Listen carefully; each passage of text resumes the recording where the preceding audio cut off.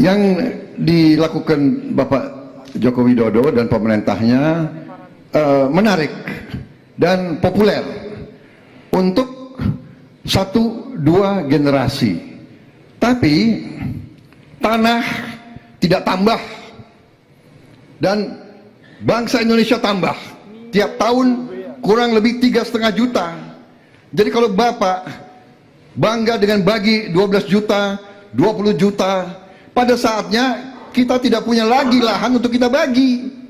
Jadi bagaimana nanti masa depan anak cucu kita?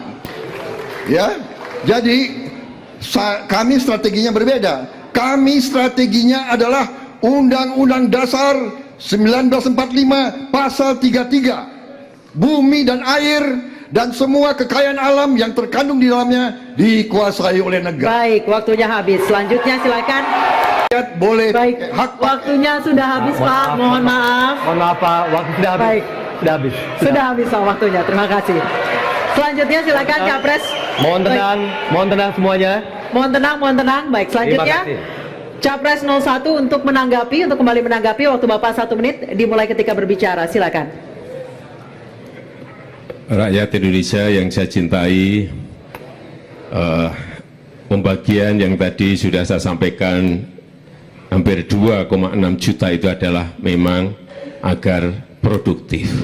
Dan sekali lagi kita tidak memberikan kepada yang gede-gede. Saya tahu Pak Prabowo memiliki lahan yang sangat luas di Kalimantan Timur. Mohon maaf.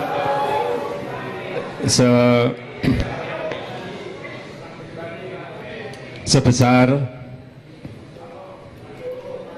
220.000 hektar.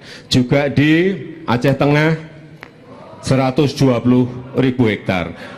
Saya hanya ingin menyampaikan bahwa pembagian seperti ini tidak dilakukan masa pemerintahan saya. Baik, masih ada waktunya, Pak.